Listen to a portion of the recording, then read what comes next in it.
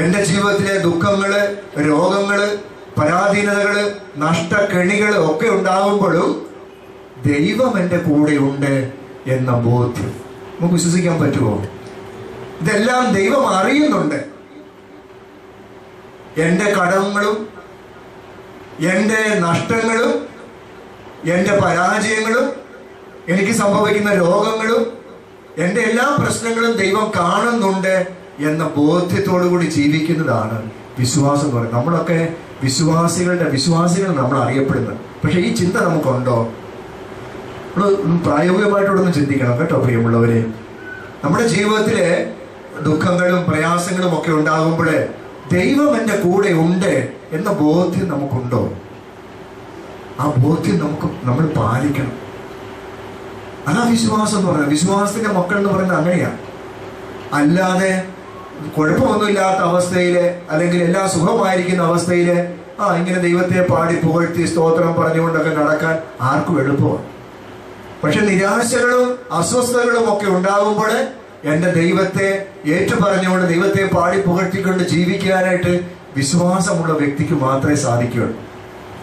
സാധാരണ ഇംഗ്ലീഷ് ഭാഷയിൽ പറയാറുണ്ട്, എവറി ഡിസപ്പോയിൻമെന്റ് ഈസ് ആൻ അപ്പോയിൻമെന്റ് വിത്ത് ഗോഡ് എന്ന് പറയാറുണ്ട്. എവറി ഡിസപ്പോയിൻമെന്റ് ഈസ് ആൻ അപ്പോയിൻമെന്റ് വിത്ത് ഗോഡ്. കേട്ടിട്ടുണ്ടോ? എന്ന് പറയാൻ എന്താ? നമ്മുടെ ജീവിതത്തിലെ ഓരോ നിരാശകളും, ഡിസപ്പോയിൻമെന്റ് എന്ന് പറയുന്നതല്ലേ, നിരാശകളും അസ്വസ്ഥതകളും, ഈ നിരാശകളും അസ്വസ്ഥതകളും ഒക്കെ എന്താ? ദൈവത്തെ കണ്ടുമുട്ടാനുള്ള ഓരോ അവസരങ്ങളാണെന്ന് അതിൻ്റെ അർത്ഥം. നിരാശകളും പ്രയാസങ്ങളും ഉണ്ടാകുമ്പോൾ നമ്മൾ പരാജയപ്പെട്ടു പോവുകയല്ല, എല്ലാം തീർന്നെന്നും പറഞ്ഞ് ദൈവത്തെ ഉപേക്ഷിച്ച് പോവുകയല്ല. പക്ഷെ ഇതൊക്കെ ദൈവത്തെ കണ്ടുമുട്ടാനുള്ള അവസരങ്ങളാണ്. ദൈവ സമാഗമത്തിനുള്ള ഒരു അവസരമാണ് എൻ്റെ ജീവിതത്തിലെ ഡിസപ്പോയിൻമെന്റ്സ് എന്ന് പറയുന്നത്. അതാണ് ആ പഴഞ്ചൊല്ലിന്റെ അർത്ഥം. അത് നമുക്ക് സാധിക്കുന്നുണ്ടോ? നമ്മുടെ പ്രിയപ്പെട്ടവർ, ഞാൻ ഓർക്കുന്നുണ്ട് ഒരിക്കലും ഒരു ധ്യാനത്തിന് പോയപ്പോഴേ ഒരു വലിയ നല്ലൊരു ഇടവകയിലെ ഒത്തിരി നല്ല കുടുംബക്കാരും മനുഷ്യരും ഒക്കെ ജീവിക്കുന്നൊരിടം. അവിടെ പള്ളിയോട് ചേർന്ന് ഒരു നല്ലൊരു കുടുംബമുണ്ട്. ഒത്തിരി പുരാതനമായ വിശ്വാസബന്ധമായിട്ടൊക്കെ വളരെ നന്നായിട്ട് ജീവിക്കുന്ന ഒരു കുടുംബം. ധ്യാനത്തിൽ ചെന്നപ്പോഴേ അവിടുത്തെ വിചാരിച്ചിട്ടുള്ള അച്ഛാ, ഈ പള്ളിയുടെ തൊട്ടടുത്തുള്ള ഇന്ന വീട്ടിലെ അവിടുത്തെ ഒരു സ്ത്രീ, അവർ ഒത്തിരി കാലമായിട്ട് പള്ളിയിൽ വരുന്നില്ല, അച്ഛൻ അവരോടൊന്ന് സംസാരിച്ച് നല്ലതായിരിക്കുന്നു. ധ്യാനത്തിനും വരുന്നില്ല, മറ്റു കുർബാനയ്ക്കും മറ്റു ശുശ്രൂഷകൾക്കും ഒന്നും പള്ളിയിലോട്ട് കയറുന്നില്ല കുറച്ച് കാലമായിട്ട്, അച്ഛനൊന്ന് സംസാരിക്കണമെന്ന് പറഞ്ഞു.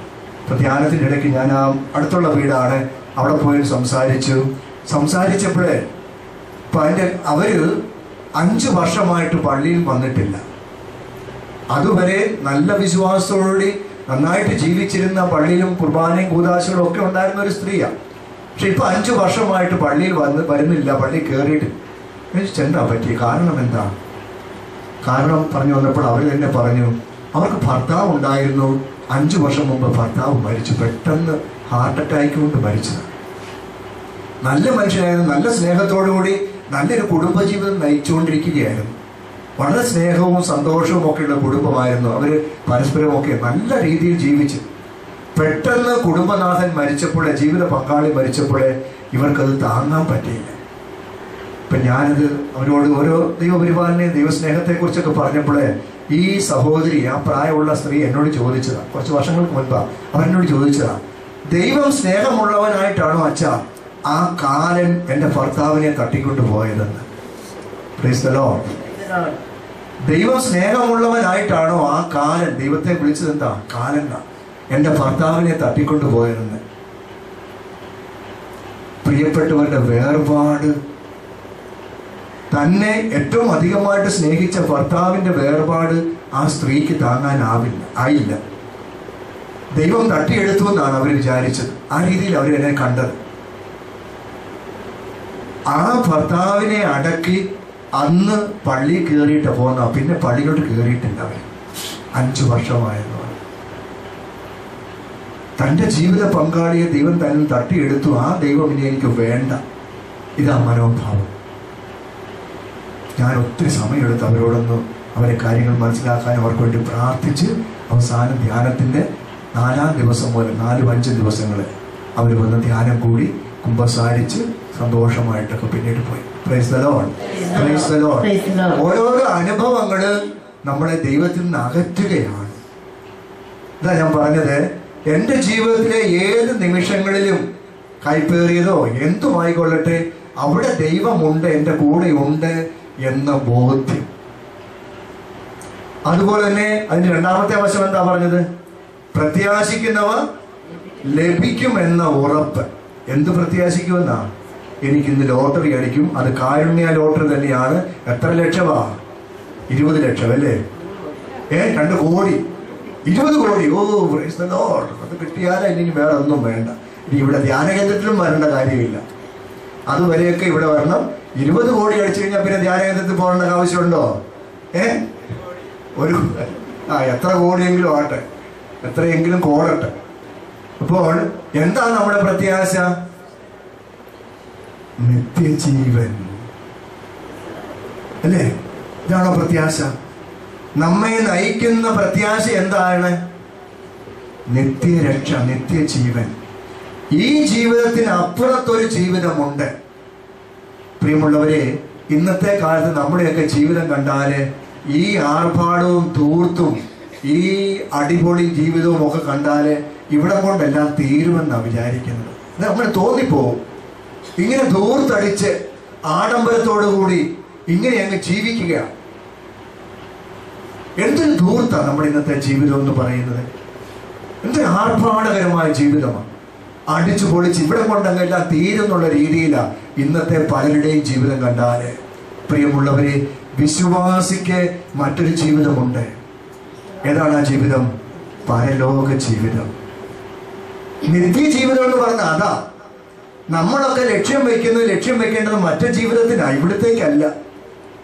അങ്ങനെയാണെങ്കിൽ ആ ജീവിതം മുന്നിൽ കണ്ടുകൊണ്ട് വേണം ഇവിടെ നമ്മൾ ജീവിക്കുവാനായിട്ട്. അതിനുള്ള ഒരുക്കമായിട്ട് വേണം നമ്മുടെ ഈ ലോക ജീവിതത്തെ നമ്മൾ ക്രമപ്പെടുത്തുവാൻ. ഇവിടെ കൊണ്ടല്ല, ഇവിടെ കൊണ്ട് തീരുന്നതല്ല നമ്മുടെ ജീവിതം. ഇവിടുത്തെ അടിപൊളി ജീവിതമോ ഇവിടുത്തെ ആർഭാടമോ ഇവിടുത്തെ സുഖജീവിതമോ ഒന്നുമല്ല. ചിലരുടെയൊക്കെ ജീവിതം കണ്ട് അങ്ങനെ തോന്നിപ്പോവും. വലിയ മണിമാളികളും ബംഗ്ലാവുകളൊക്കെ പണിത് അവിടെ താമസിക്കുന്ന ആളില്ലെങ്കിൽ പോലും അവിടെ ബംഗ്ലാവുകളൊക്കെ പണിത് ഇങ്ങനെ അങ്ങ് കഴിയുകയാണ്. മറ്റുള്ളവരെ കുറിച്ചൊന്നും ചിന്തയില്ല. ഞാൻ ഈയിടെ ഒരു ഓൾഡ് ഏജ് ഹോമിൽ പോയി ഒരു കുർബാന ചെല്ലാനായിട്ട്, ഒരു വൃദ്ധസദനത്തിൽ. അവിടെ ഒരു പ്രായമുള്ള ഒരു അമ്മച്ചിയെ കണ്ടു കുർബാനയ്ക്ക് മുമ്പ്. അപ്പൊ അവരെ കണ്ടപ്പോഴേ എനിക്ക് തോന്നുന്നു അവർ ഇവിടെ വരേണ്ടവരല്ലല്ലോ. അവരെ കണ്ടാൽ തന്നെ വല്ല ആഠ്യത്വം ഒക്കെ ഉണ്ട്. ഈ വൃദ്ധസദനത്തിൽ ജീവിക്കേണ്ടോ മറ്റു ഇവരുടെ കൂടെ ജീവിക്കേണ്ടതല്ലല്ലോ എന്ന് എനിക്ക് തോന്നുന്നു. കുർബാന കഴിഞ്ഞപ്പോൾ അവർ എൻ്റെ അരികിൽ വന്ന് വർത്തമാനമൊക്കെ പറഞ്ഞ് അവരെന്നോട് അവരുടെ കാര്യങ്ങൾ, ഞാൻ ചോദിച്ചു എവിടെ അമ്മച്ചി, ഇവിടെ ഇങ്ങനെ തന്നെ ഇവിടെ. ഞാനിങ്ങനെ ചോദിച്ചു, ഇങ്ങനെ പറയുക, അച്ഛാ എൻ്റെ മക്കൾ 2 ആൺമക്കളുണ്ട്. ഒരാൾ മൂത്തവൻ അമേരിക്കൻ, രണ്ടാമൻ ലണ്ടനിലും. ഒരു വലിയ വീടും ഒത്തിരി പറമ്പും ഒക്കെ ഉണ്ട്. ഞാൻ ഒത്തിരി നാൾ അവിടെ ഒറ്റയ്ക്ക് ജീവിച്ചു മടുത്തച്ച അവിടെ നിന്നോട്ട് പോകുന്നതാണ്.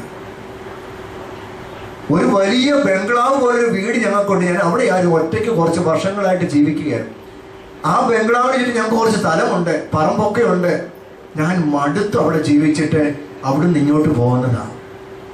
ഇവിടെ എന്നിട്ട് അവർ കൂട്ടിച്ചേർത്തു, ഇവിടെ ഈ കന്യാസ്ത്രീ അമ്മച്ചിമാർ എന്നെ സന്തോഷത്തോടെ നോക്കുന്നുണ്ട്. സിസ്റ്റേഴ്സ് നടത്തുന്ന ഒരു വൃദ്ധസദനമാണ്. ഈ കന്യാസ്ത്രീ അമ്മച്ചിമാർ എന്നെ സന്തോഷത്തോടെ നോക്കുന്നുണ്ട്. എനിക്കിത് മതി. ഒരു വലിയ ബംഗ്ലാവും മറ്റുള്ളതൊക്കെ അവിടെ ഉണ്ട്. നമ്മളൊക്കെ ഇങ്ങനെ ഭൗതികമായ ലൗകികമായ സുഖഭോഗങ്ങൾക്ക് വേണ്ടി ഇങ്ങനെ മണിമാൾ ഉള്ള സമ്പത്ത് കുന്നുകൂട്ടി ഇങ്ങനെ അങ്ങ് പോവുകയാണ്. ഇവിടമാണ് നമ്മുടെ എല്ലാം, നമ്മുടെ ശ്രദ്ധാകേന്ദ്രം. വിശ്വാസം നമ്മെ പഠിപ്പിക്കുന്നു, പ്രത്യാശിക്കുന്നവൻ ലഭിക്കും എന്ന ഉറപ്പ്. ഈ ലോകത്തിലെ ജീവിതത്തിന് ശേഷം ഒരു മരണാന്തര ജീവിതം നിനക്കുണ്ട്. ആ ജീവിതം ലക്ഷ്യം വെച്ചുകൊണ്ട് വേണം നീ ജീവിക്കുവാൻ. ഇവിടം കൊണ്ട് തീരുന്നതല്ല നിന്റെ ജീവിതം. ഇതിന് ശേഷമുള്ള ജീവിതത്തെ നീ കണ്ടുകൊണ്ട് വേണം ജീവിക്കുവാനായിട്ട്. Praise the Lord. Hallelujah, hallelujah, hallelujah, hallelujah. വാസ്തവത്തിലെ പ്രിയമുള്ളവരെ, നമ്മുടെയൊക്കെ ജീവിതം കണ്ടാല് ഇതല്ല, ഇത് തോന്നിക്കുകയില്ല ഇങ്ങനെ ഒരു അവസ്ഥ ഉണ്ടോ. യുവജനങ്ങളുടെ, കുട്ടികളുടെയും യുവജനങ്ങളും പ്രായമുള്ളവരും ഒക്കെ എല്ലാം ഇങ്ങനെ അങ്ങ് സന്തോഷത്തിലെ സുഖമായിട്ട് സുഖിച്ച് ജീവിക്കുക. ഇന്ന് പലർത്തുമൊക്കെ ധ്യാനങ്ങളിൽ പോലും ഇന്ന് അധികം ഒന്നും ഈ മരണത്തെക്കുറിച്ചും അന്ത്യവിധിയെക്കുറിച്ചും ഒന്നും പറയാറില്ല. അധികം ഒന്നും ചിന്തിക്കാറില്ല. ഇങ്ങനെ ഇവിടം കൊണ്ട് ഇങ്ങനെ തീർക്കുന്ന രീതിയിലാണ് പോകുന്നത്. നമ്മൾ മണ്ടന്മാരാകും. വിഡ്ഢികളാകും നമ്മൾ, പ്രിയമുള്ളവരെ. ഇവിടത്തെ കൊണ്ട് പ്രത്യാശ വെച്ചുകൊണ്ട് നമ്മൾ ജീവിച്ചാൽ നമ്മൾ വിഡ്ഢികളാകും. ഇപ്പൊ നമുക്ക് നമ്മുടെ വിശ്വാസ പ്രവർത്തനം നമ്മൾ ചെല്ലുന്നുണ്ട്, മരിച്ചവരെയും ജീവിക്കുന്നവരെയും വിധിക്കുവാൻ അവിടുന്ന് വീണ്ടും വരുമെന്ന് ഞാൻ വിശ്വസിക്കുന്നു. യോഹന്നാന്റെ സുവിശേഷത്തിലെ 14-ാമത്തെ അധ്യായം 2-3 വാക്യങ്ങളിൽ എന്താണ് നമ്മൾ വായിക്കുന്നത്? യോഹന്നാൻ 14:2-3 എന്റെ പിതാവിന്റെ ഭവനത്തിൽ അനേകം വാസസ്ഥലങ്ങളുണ്ട്. ഇല്ലായിരുന്നെങ്കിൽ നിങ്ങൾക്ക് സ്ഥലമൊരുക്കാൻ പോകുന്നുവെന്ന് ഞാൻ പറയുമായിരുന്നു. പിന്നെ ഞാൻ പോയി നിങ്ങൾക്ക് സ്ഥലമൊരുക്കി കഴിയുമ്പോൾ ഞാൻ ആയിരിക്കുന്നിടത്ത് നിങ്ങളും ആയിരിക്കേണ്ടതിന് ഞാൻ വീണ്ടും വന്ന് നിങ്ങളെ കൂട്ടിക്കൊണ്ടു പോകും. വ്യക്തമായിട്ട് ഈശോ പഠിപ്പിക്കുക, ഞാൻ വീണ്ടും വന്ന് നിങ്ങളെ കൂട്ടിക്കൊണ്ടു പോകും. പ്രിയമുള്ളവരെ, നമ്മുടെ വിശ്വാസത്തിന്റെ ഭാഗമാണ്, നമ്മുടെ വിശ്വാസത്തിന്റെ വിഷയമാണ്. നമ്മൾ മനസ്സിലാക്കി വേണം ജീവിക്കുവാനായിട്ട്. നമ്മുടെ മരണത്തോടുകൂടി ഒരു വിധി നടക്കുന്നുണ്ട്. എന്താണ് ആ വിധി? നമ്മുടെ മരണത്തോടുകൂടി ഒരു വിധിയുണ്ട്. എന്താണ് ആ വിധിയുടെ പേരെന്താ സഭ പഠിപ്പിക്കുന്നത്? തനതു വിധി. പിന്നെ വേറൊരു വിധി ഉണ്ടല്ലോ, കഷ്ടപ്പാടിന്റെ വിധി അല്ലേ, അന്ത്യവിധി. അപ്പൊ ഇങ്ങനെ 2 വിധിയുണ്ട് നമ്മുടെ ക്രൈസ്തവരെ സംബന്ധിച്ചുള്ളൂ. ഒന്ന് തനതു വിധി. തനതു വിധി എന്ന് പറഞ്ഞാൽ മരണത്തോടുകൂടി ഓരോ വ്യക്തിയെ സംബന്ധിച്ചുള്ള വിധി നടക്കുന്നതാണത്. ഒരു വ്യക്തി മരിക്കുമ്പോഴേ അവന്റെ ആത്മാവിന്റെ അവസ്ഥ അനുസരിച്ച് അവൻ വിധിക്കപ്പെടുകയാണ്. ഒന്നുകിൽ അവൻ സ്വർഗത്തിലേക്ക്, നിത്യസൗഭാഗ്യത്തിലേക്ക്, അല്ലെങ്കിൽ നിത്യശിക്ഷയിലേക്ക്. മരണത്തോടുകൂടി നടക്കുന്ന വിധി ഓരോ വ്യക്തിക്കുമുണ്ട്, കുറച്ചു പേർക്ക് മാത്രമല്ല. ഇവിടെ ഇരിക്കുന്ന നമുക്ക് എല്ലാവർക്കുമുണ്ട്. ഒരു വിധി നടക്കുന്നുണ്ട്. ധനവാന്റെ ലാസറിന്റെ ഉപമയിൽ നമ്മെ പഠിപ്പിക്കുന്നു, ഈ ലോകത്തിലെ സുഖിച്ച് സുഭിക്ഷമായിട്ട് ആഡംബര പ്രിയത്തിൽ ജീവിച്ചിരുന്ന ധനവാൻ മരിച്ച് നരകത്തിലേക്ക് പോയി. എന്നാൽ ഈ ലോകത്തിലെ കഷ്ടപ്പെട്ട് ജീവിച്ച ലാസർ നിത്യ സമ്മാനത്തിനായിട്ട് എടുക്കപ്പെട്ടു. മരണത്തോടുകൂടി സംഭവിക്കുകയാണ്, വിധി അവിടെ നടക്കുകയാണ്. ലൂക്ക 18 നമ്മൾ വായിക്കുന്നു, അവിടെ വിധി നടന്നു കഴിഞ്ഞു. അപ്പോൾ ഈ ഒരു വിധി നമ്മുടെ എല്ലാവരുടെയും ജീവിതത്തിലുണ്ട്. നമ്മുടെ ആത്മാവിന്റെ അവസ്ഥ പുണ്യപൂർണതയിലെ വിശുദ്ധിയിലാണെങ്കിൽ നമ്മൾ നിത്യ സൗഭാഗ്യത്തിനായിട്ട് എടുക്കപ്പെടുന്നു. നിത്യശിക്ഷയിലാണെങ്കിൽ, പാപത്തിലാണെങ്കിൽ, മാരക പാപത്തിലാണെങ്കിൽ നിത്യശിക്ഷയിലേക്ക് നമ്മൾ എടുക്കപ്പെടുകയാണ്.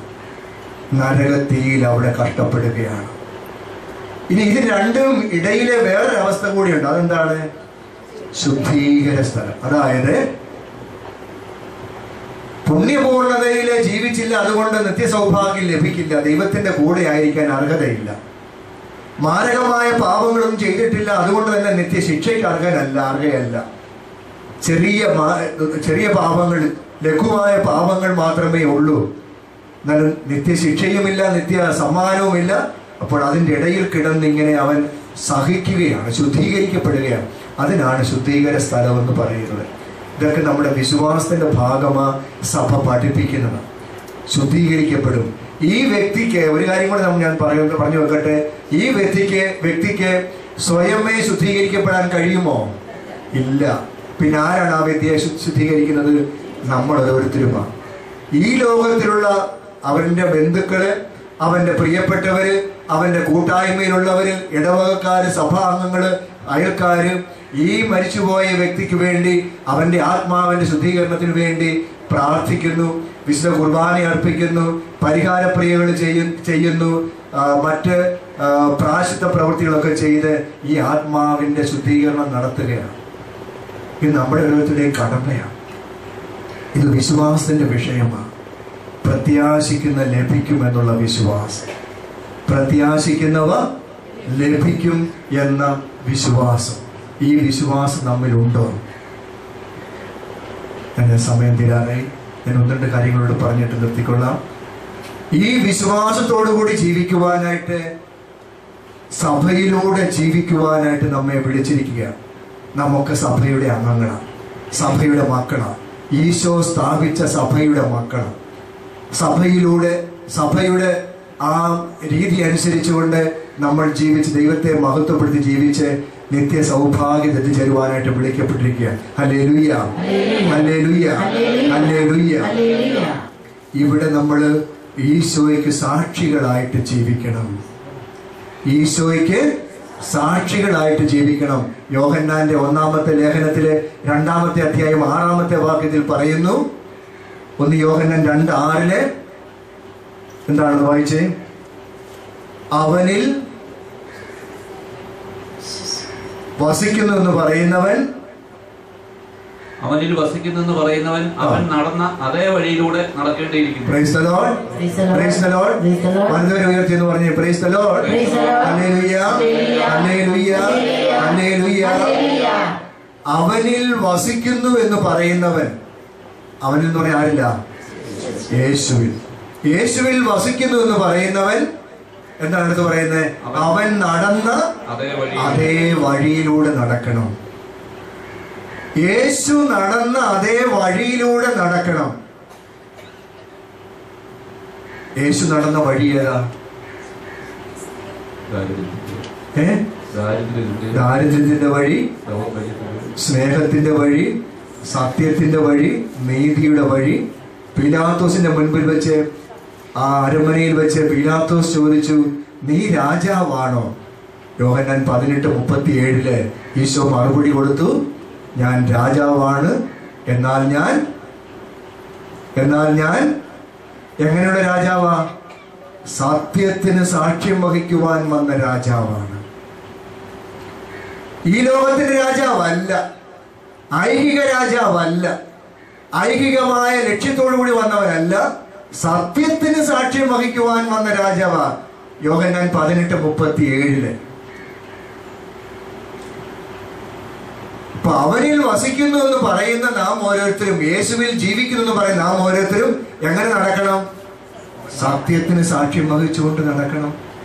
സത്യമുള്ളവരായിട്ട്, സത്യത്തിനെ മുറുകെ പിടിച്ചുകൊണ്ട് ജീവിക്കുന്നവരായിരിക്കണം. ആ വഴിയാണ് നമ്മൾ തിരഞ്ഞെടുക്കേണ്ടത്. ആ വഴിയിലൂടെയാണ് നമ്മൾ ജീവിക്കേണ്ടത്.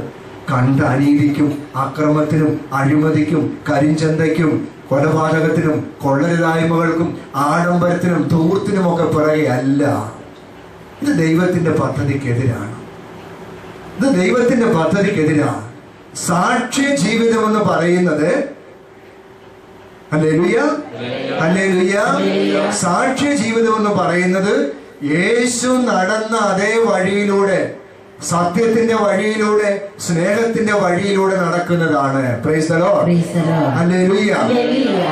അവിടെ നമ്മോട് പറയുന്നു, ഈ അഴിമതിയും കരിഞ്ചന്തയും കൊലപാതകവും ഒക്കെ ആഡംബരവും ധൂർത്തുമൊക്കെ ഉപേക്ഷിച്ചുകൊണ്ട് ജീവിക്കാൻ. ഇന്ന് എളുപ്പമാ ഒഴുക്കിന് അനുകൂലമായിട്ട് നീന്താനായിട്ട്, അല്ലേ? ഒഴുക്കിന് വെള്ളത്തിൽ നീന്തിയിട്ടുണ്ടോ? ഒഴുക്കുള്ളപ്പോൾ ഒഴുക്കിന്റെ കൂടെ നീന്തിപ്പോൻ എളുപ്പമോ, അല്ലേ? ഒഴുക്കിനെതിരെ നീന്തിയിട്ടുണ്ടോ? ഒഴുക്കിനെതിരെ നീന്തിയിട്ടുണ്ടോ? കഷ്ടപ്പാടാ, പ്രയാസമല്ല, മുന്നോട്ട് പോവുക. ഒഴുക്ക് ശക്തമാണെങ്കിൽ വലിയ പ്രയാസം അതിനെ അതിജീവിച്ചുകൊണ്ട് മുന്നോട്ട് നീന്താൻ. വള്ളത്തെ പോലും പോവുകയാണെങ്കിൽ, ബോട്ടിൽ പോവുകയാണെങ്കിൽ പോലും പ്രയാസമാണ്. ഒഴുക്കിനെതിരെ പോ. ഇന്നത്തെ സാക്ഷ്യ ജീവിതം എന്ന് പറയുന്നത്, എൻ്റെ പ്രിയമുള്ളവരെ, ഈ ഒഴുക്കിനെതിരെയുള്ള ജീവിതമാണ്. സാക്ഷ്യ ജീവിതം എന്ന് പറയുന്നത് ഈ ഒഴുക്കിനെതിരെയുള്ള ജീവിതമാണ്. ഇന്നത്തെ ലോകത്തിലുള്ള തിന്മകൾക്കെതിരെയുള്ള ജീവിതമാണ്. നമ്മളുമൊക്കെ ഇതിനകത്ത് പെട്ടിങ്ങനെ ഒഴുക്കിന് അനുകൂലമായിട്ട് നീങ്ങിക്കൊണ്ടിരിക്കുക. നമ്മുടെ ജീവിതത്തിലെ, നമ്മുടെ കുടുംബത്തിലൊരു ചടങ്ങ് വരട്ടെ, ഒരു മാമോദീസ വരുന്നത്, നമ്മൾ എന്താ ചെയ്യുന്നത്? ഒരു ആദ്യ കുർബാന സ്വീകരണം വരുന്നത് എന്താ ചെയ്യുന്നത്? ഒരു അതുപോലെ തന്നെ വിവാഹം വരുന്നത്, അതിൻ്റെ ഒരുക്കം, വിവാഹ വാഗ്ദാനം, മനസ്സമ്മതം, വിവാഹം, ഇങ്ങനെ ഓരോ ചടങ്ങും എടുത്ത് നോക്കി.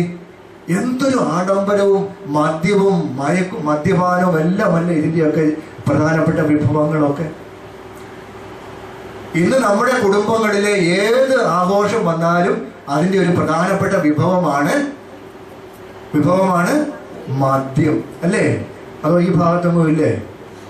പലയിടത്തും കാണുന്നത് അതുകൊണ്ടാണ്. ഒരു മാമോദിസ വരുന്നു, കുഞ്ഞ് ഇവിടെ സഭയുടെ അംഗമായിട്ട്, ദൈവത്തിന്റെ മകനായിട്ട്, മകളായിട്ട് എടുക്കപ്പെടുകയാണ്. ഇവിടെ മദ്യം അടിച്ചിങ്ങനെ സുഖമായിട്ട് കഴിയുക. ആദ്യ കുർബാന സ്വീകരിക്കുന്ന അവസരം, ഈശോയെ ആദ്യമായിട്ട് സ്വീകരിക്കുകയാണ്. അവിടെയും ലോകത്തിലുള്ള നാട്ടുകാരെ മുഴുവൻ വിളിച്ചു കൂട്ടി അവിടെ വലിയ സൽക്കാരമാണ്. കാശില്ലെങ്കിലും കടം മേടിച്ച് മുഴുവനും ഉണ്ടാക്കിയ ആൾക്കാരെ മുഴുവൻ വിളിച്ചു കൂട്ടി അവിടെ വലിയ സൽക്കാരവും മദ്യവും വിളമ്പുകയാണ്. വിവാഹത്തിന് ഒരുങ്ങുന്നു, വിവാഹ വാഗ്ദാനം നടത്തുന്നു. അത് ഭയങ്കര ആഘോഷമായിട്ട് ഇന്ന് മാറിയിരിക്കുകയാണ്. എല്ലാം മദ്യത്തിൽ മുഴുങ്ങിയ ആഘോഷങ്ങൾ. എന്തിനേറെ ഇന്ന് മരണം പോലും, ആ ശവസംസ്കാര ശുശ്രൂഷകളിൽ പോലും ഇന്ന് മദ്യം ഇങ്ങനെ മുഴുകി നിൽക്കുകയാണ്. ഞാൻ ഇന്നാളൊരു ശവോടക്കിന് പോയി. അവിടെ കണ്ട കാഴ്ച എനിക്ക് ഒത്തിരി സങ്കടം തോന്നി. ശവോടക്ക് കഴിഞ്ഞിട്ട് ഇതുപോലെ തന്നെ പെട്ടെന്ന് മരിച്ച ഒരു സഹോദരൻ 60 വയസ്സോളം. ആ അടക്ക് കഴിഞ്ഞിട്ട് അവർ സെമിത്തേരിയിൽ നിന്ന് വരികയാണ്. ആൾക്കാരെല്ലാം സെമിത്തേരി, ഞങ്ങളൊക്കെ സെമിത്തേരിയിൽ ഇങ്ങോട്ട് വരുമ്പോഴേ പള്ളിമുറിയുടെ ഒരു സൈഡിൽ, പള്ളിമുറിയുടെ അപ്പുറം അങ്ങേ അറ്റത്തായിട്ട് വേറൊരു മുറിയാണ്. അവിടെ കുറച്ച് പേര് കൂടി അവിടെ നിന്ന് നടന്നു പോകുന്നവരെയൊക്കെ ഇങ്ങനെ വിളിക്കുക. എല്ലാവരെയും വിളിക്കുന്നൊന്നുമില്ല, എന്നെ ഒന്നും വിളിച്ചില്ല. അപ്പം നമ്മൾ കൂട്ടത്തിൽ പെട്ടതായിരിക്കും അല്ലെന്ന് അറിയാവുന്നവർ. ചിലരെയൊക്കെ എൻ്റെ കൂടെ 1-2 പേരുണ്ടായിരുന്നു, അവരെയും വിളിച്ചില്ല. വേറെ ചിലരെയൊക്കെ ഇപ്പം ഇങ്ങനെ കൈകാട്ടി വിളിക്കുന്നു. അത് ചെന്നാൻ ചോദിച്ചു. ഇപ്പം മറ്റവരോട് വിളിച്ചു, അച്ഛാ അവിടെ ചില പരിപാടിയൊക്കെ ഉണ്ടെന്നാണ്. ചെന്നാ മദ്യമാണ്. ഈ എൻ്റെ കൂടെ ഉണ്ടായിരുന്ന മദ്യമാണെന്ന് പറഞ്ഞ ആൾ ചുമ്മാ നോക്കാനായിട്ട് അതിലെ പോയിട്ട് പറയാം, അച്ഛാ അവിടെ മദ്യം വിളമ്പുക. എന്നിട്ട് പറഞ്ഞാൽ അറിയാവോ, സ്ത്രീകളാണ് ഇന്ന് വിളമ്പി കൊടുക്കുന്നതെന്ന് എന്നോടൊന്ന് പറഞ്ഞത്. വെറുതെ പറയുകയല്ല. മരിച്ചടക്കി അവനെ ആ ആളിൻ്റെ ഭാര്യയും മക്കളും ഒക്കെ കരഞ്ഞ്, അതായത് പെട്ടെന്ന് മരിച്ചതായത് അവർക്ക് വലിയ സങ്കടമായി. അവിടെ നിലവിളിച്ച് നടക്കുകയാണ്. ഇവിടെ മറ്റുള്ളവർ ഇങ്ങനെ മദ്യം നേരത്തെ റെഡിയാക്കി വെച്ചിട്ട് ഇങ്ങനെ ആൾക്കാരെയൊക്കെ ഇങ്ങനെ മദ്യം കൊടുത്ത് സുഖിപ്പിക്കുക, സന്തോഷിപ്പിക്കുകയാണ്. നമ്മുടെയൊക്കെ ഒരു അവസ്ഥ, ഇന്നത്തെ അവസ്ഥ ഇതല്ലേ? നമുക്കിതിനൊക്കെ ഒന്നും പടവെട്ടാൻ പറ്റുകയില്ല ഈ ഒഴുക്കിനെതിരെ നീന്താനായിട്ട്. വിശ്വാസികളെന്ന് പറയുന്ന, വിശ്വാസത്തിൽ ജീവിക്കുന്നെന്ന് പറയുന്നവര്, അഭിമാനിക്കുന്നവര്, അവൻ നടന്ന അതേ വഴിയിലൂടെ നടക്കണം. യോഹന്നാൻ 2:6 നമ്മൾ എപ്പോഴും ഓർത്തിരിക്കണം, ഒന്ന് മനസ്സിൽ കുറിച്ച് വെക്കണം കേട്ടോ. യോഹന്നാന്റെ ലേഖനത്തിലെ 1-ാമത്തെ ലേഖനം എത്രാമത്തെ അധ്യായമാ? 2-ാം അധ്യായം 6-ാമത്തെ വാക്യം. മറന്നു പോകരുത്. ഇപ്പം ബൈബിൾ ഇല്ലെങ്കിലും വീട്ടിൽ ചെന്നൊന്ന് വായിക്കണം ഇടയ്ക്കിടയ്ക്ക്. 1 യോഹന്നാൻ 2:6. ഈശോയിൽ വസിക്കുന്നു എന്ന് പറയുന്നവൻ ഈശോ നടന്ന അതേ വഴിയിലൂടെ ജീവിക്കണം. ഈശോയ്ക്ക് സാക്ഷികളായിട്ട് ജീവിക്കണം. തിന്മയ്ക്കെതിരെ അടരാടിക്കൊണ്ട്, പോരാടിക്കൊണ്ട് നന്മയുടെ ജീവിതം നയിക്കണം. നമ്മുടെ കുടുംബങ്ങളൊക്കെ, നമ്മുടെ ഓരോരുത്തരുടെയും കുടുംബങ്ങളെ ദൈവഭവനങ്ങളാക്കി മാറ്റണം. നമ്മുടെ കുടുംബങ്ങളിലെ മദ്യവും മയക്കുമരുന്നും കഞ്ചാവും ഒന്നും കയറ്റിവെക്കാനുള്ള സ്ഥലങ്ങളല്ല. അവിടെയൊക്കെ ദൈവികമായ കാര്യങ്ങൾ, നമ്മൾ പ്രിയമുള്ളവരെ, നമ്മുടെ കുഞ്ഞുങ്ങളൊക്കെ ദൈവികമായ കാര്യങ്ങൾ കുടുംബങ്ങളിൽ കേൾക്കട്ടെ. ഇന്ന് കുടുംബങ്ങളൊക്കെ മറ്റു കാര്യങ്ങളൊക്കെ ചർച്ച ചെയ്യുന്ന വേദികളായിട്ട് മാറും. അതുകൊണ്ട് എന്തുവേണ്ടി കുടുംബമൊക്കെ ശിഥിലമായിക്കൊണ്ടിരിക്കുകയാണ്, നശിച്ചുകൊണ്ടിരിക്കുകയാണ്. കുടുംബ തകർച്ചകള്. കാര്യം അവിടെ വിശ്വാസമില്ല, പ്രാർത്ഥനയില്ല, ദൈവിക ചിന്തകളൊന്നുമില്ല. അതുകൊണ്ട് ആ കുടുംബ തകർച്ചകളൊക്കെ ഉണ്ടാകുന്നത്. മക്കൾ വേണ്ട, അല്ലെങ്കിൽ മക്കളുടെ എണ്ണം ഇങ്ങനെ കുറച്ചു കൊണ്ടിരിക്കുകയാണ്. ഞാൻ പറഞ്ഞത് സഹീവൻ ധ്യാന കേന്ദ്രത്തിലാണ്. അവിടെ ഇടയ്ക്കിടയ്ക്കൊക്കെ ഈ വിവാഹ ഒരുക്ക ധ്യാനം നടക്കുന്നുണ്ട്. ഇപ്പോഴും അവിടെ ധ്യാനം നടന്നുകൊണ്ടിരിക്കുകയാണ്. വിവാഹ ഒരുക്ക ധ്യാനം. ഈ വിവാഹത്തിന് ഒരുങ്ങുന്നവർ ഇങ്ങനെ നിയമമുണ്ട്. ഇപ്പോൾ വിവാഹ ഒരുക്ക ധ്യാനം കൂടിയിരിക്കണം, ആ സർട്ടിഫിക്കറ്റ് വാങ്ങിയിരിക്കണം, എങ്കിൽ മാത്രമേ വിവാഹം കഴിക്കാൻ അനുവദിക്കുകയുള്ളൂ. ഞാൻ ഈ വിവാഹ ഒരുക്ക ധ്യാനത്തിന് ഇടയ്ക്ക് ചിലപ്പോൾ നിൽക്കുമ്പോഴേ, അവിടെ ഉള്ളപ്പോഴേ ഈ വരുന്നവരുടെ ചിലരോടൊക്കെ ഞാൻ ചോദിക്കും, ഇങ്ങനെ ബർത്ത്ഡേ കാണുമ്പോൾ വർത്താനം പറയുന്ന കൂട്ടത്തിൽ എത്ര വയസ്സുണ്ടെന്നൊക്കെ ചോദിക്കും, എന്നാ പ്രായമുണ്ട്. ചിലതൊക്കെ കേട്ട് ഞാൻ അന്തം വിട്ടു പോയിട്ടുണ്ട്. എന്താ നമ്മുടെ വിവാഹപ്രായം എത്ര? ഈ ഗവൺമെന്റിന്റെയും സഭയുടെയും ഒക്കെ വിവാഹപ്രായം എത്രയാണ് വെച്ചിരിക്കുന്നത്?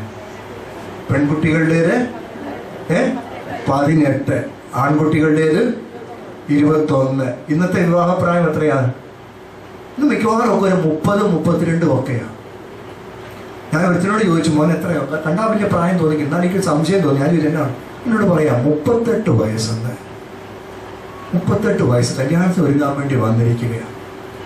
അത് കഴിഞ്ഞൊരു പ്രാവശ്യം വേറൊരാൾ വന്ന് 42 വയസ്സുള്ള, അവൻ കള്ളത്തരം പറഞ്ഞ് ഒരു 24 വയസ്സുള്ള ഒരു പെൺകുട്ടിയായിട്ട് പറഞ്ഞ് ഇവന് 32 വയസ്സേ ഉള്ളെന്നും പറഞ്ഞുകൊണ്ട് 24 വയസ്സുള്ള ഒരു പെൺകുട്ടിയുമായിട്ട് വിവാഹം ഉറപ്പിച്ച് കല്യാണം ഒരുങ്ങാൻ വേണ്ടി വന്നിരിക്കുക. അതിന്റെ കൗൺസിലിങ്ങിന്റെ ഇടയ്ക്ക് ഇവനോട് പറഞ്ഞ് കള്ളത്തരം പറഞ്ഞ് ആ പെൺകുട്ടിയെ കള്ളത്തരം പറഞ്ഞ് വഞ്ചിച്ചുകൊണ്ട് വിവാഹം കഴിക്കരുതെന്ന് പറഞ്ഞ് അവനൊരു മനസാക്ഷിക്കടിയുണ്ട്. അവസാനം പറഞ്ഞു 42 വയസ്സെന്ന് പറഞ്ഞപ്പോൾ ആ കല്യാണം ഉഴപ്പിപ്പോയി. അപ്പോൾ അതിന്റെ കുറ്റം മുഴുവൻ അവസാനം അവിടെ കൗൺസിലിംഗിൽ ഇരുന്നവരുടെ മേത്ത് ആരോപിച്ച് ചീത്തയും തെറിയും പറഞ്ഞിട്ടാണ് അവൻ കോഴ്സും കഴിഞ്ഞ് വീട്ടിലോട്ട് പോയത്. Praise the Lord. Praise the Lord. Praise the Lord. Praise the Lord. Praise the Lord.